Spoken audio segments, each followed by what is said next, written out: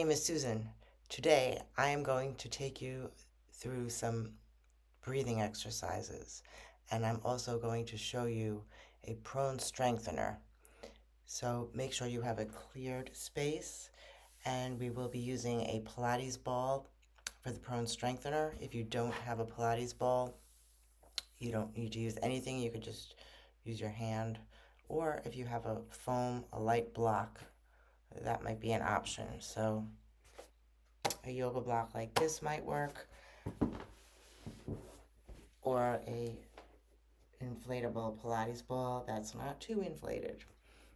So to start with, we will go through some anatomy and some breathing exercises. So looking at the abdominal wall, we will be focusing on the transverse abdominis.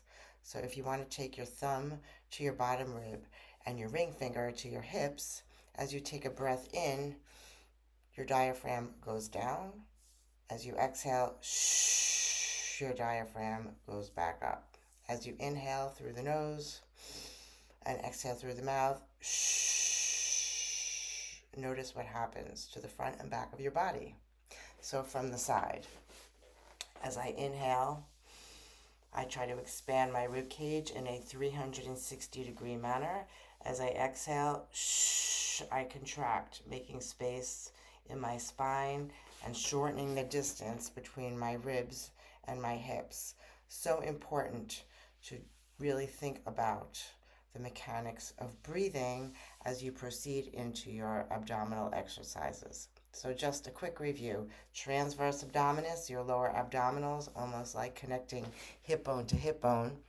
Then the rectus abdominis, what we think of as the six-pack. Rectus means vertical, so up and down. And then internal and external obliques crisscrossing across the body. So making this important connection between how the abdominals and the back of the body work together. And remember, we tend to be more dominant in the front of our body and weaker in the back of our body. So important to strengthen the back of the body. So I will first lay on my back in a supine position and go over the breathing technique, and then we will progress and move into a prone position for the prone strengthener. Just adjusting my camera here so you can see what I'm doing. So laying down on the floor, knees are bent. I walk my fingertips closer to my heels and my heels closer to my fingertips, making sure my chin is not higher than my forehead. I rest my hands on my abdominal wall, and I could also put my thumb on my lower rib and my ring finger on my hip bone. Taking a deep breath in, trying to breathe laterally, left to right, as well as front and back, filling my rib cage. And I exhale, contracting my lower back into the floor without using my gluteal muscles. So again, inhaling, thinking of the rib cage in a circular motion. Exhale, trying to keep my glutes out of the picture, just focusing on the front and back of the body. Imagine you have a grape under your lower back, and as you exhale, you're trying to crush that grape. So if there's one exercise that I recommend that you do every day, it's this breathing exercise laying on your back. So important for pelvic floor health, for really recruiting all the abdominal exercises and really preventing injury in other sports, really working on breath. So important to help you with so many exercises. So moving on from there, going into a prone position, going into some cat and cow. So on all fours, hands under shoulders. So you want to avoid having your hands too far forward. That will put a lot of tension on your shoulders. So I spread my fingers, my knees are hip width apart, the tops of my feet are relaxed. I take a breath in to prepare, and as I exhale, I slowly articulate through my spine, lower back, middle back, upper back, and head goes last. Inhale, exhale. I slowly unwind in the same way. Lower, middle, upper, head is last. I squeeze my shoulder blades at the top.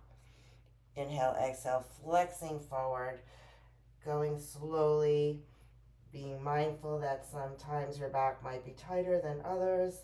Inhale, exhale, and slowly ripple to roll, unwind. Then I take a big breath in, I exhale, I find a neutral spine. So once again, refreshing neutral spine. I'm not arching, I'm not tucking. I take a big breath in, I let my tummy hang out. On the exhale, I pull it in like a corset.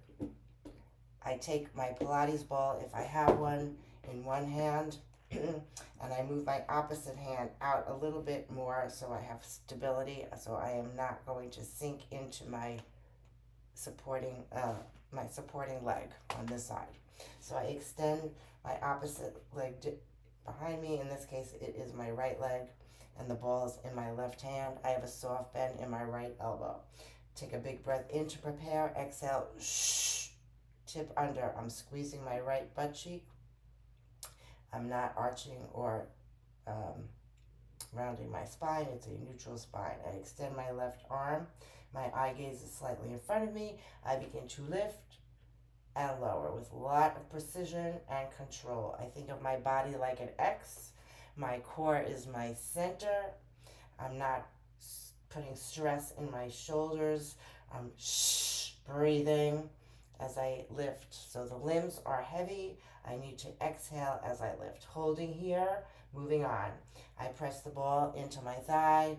I release. Exhale, release. Press, release.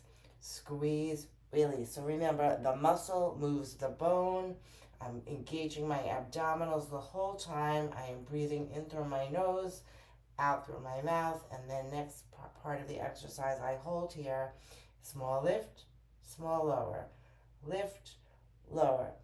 Lift, lower. 4 more times.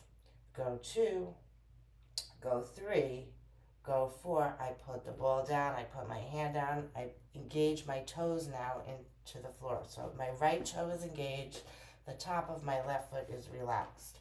Taking a stretch here, resetting my abdominals. Take a breath in, exhale, pull under. I take my left fingertips to my temples. I inhale, exhale, I reach up. Inhale, exhale, I bend my right elbow. I tap my right wrist. Inhale, exhale, I lift, thoracic rotation, but I'm engaging my straight right leg. Exhale, rotate. A variation of this stretch would be to extend my arms straight up, relaxing the shoulder. Inhale, exhale, I bend my right elbow. I thread my left arm underneath my right arm. I rest my head on the floor, getting a nice stretch for the back of the shoulder. Inhale, exhale, reaching up. Inhale, exhale, lowering. All the while, I'm engaging my right toe. I'm engaging my right glutes. One more time. And then I come back to all fours. And then I can move to the other side. And when I move to the other side, I reset my cat and cow. Very important always to get the setup, so important. So again, spreading my fingers, my chest is forward. Remember, my hands can't be too far ahead of me. My knees are hip width apart. Inhale, exhale. Pull the tummy in, engage the abdominals. This time the ball will go in my right hand, and I extend my left leg back and long, and if I am unsteady here, I move my left hand a little bit out to the left, keeping a soft bend in my elbow, really having a nice strong back here. And then I move. I lift my right arm, shoulder is down. I lift my left toes. I lift, I lower. Exhale up, inhale down. So remember, let's review the that exhale. It's not a hua, like you're blowing out a candle. No, much more forceful. You'll feel the transverse abdominis engage when you make that sound. Hold here, tap the thigh, extend, tap the thigh, extend. So you could do 8 of these repetitions and then switch back to lift and lower, very small lift and lower, 8 of those. Then lower the toe, lower the hand, pull the tummy in, really engage those abdominals, engage the back glute. And then choose the stretch that you prefer for your thoracic rotation. So important to mobilize your spine. And then tap the wrist. So remember, when I tap, I'm bending my supporting elbow and I lift. So this elbow has to have a soft bend in it. You want to avoid locking out that elbow. No matter which stretch you do, you bend that elbow. And if you do this sort of exercise on a regular basis, it will improve your posture. It will improve so many things. Remember, no matter what sport you play, whether it's pickleball, tennis, bicycle riding, weightlifting, posture is always a key factor to do the exercises properly. So I hope you enjoy this, and please feel free to reach out to me if you have any questions.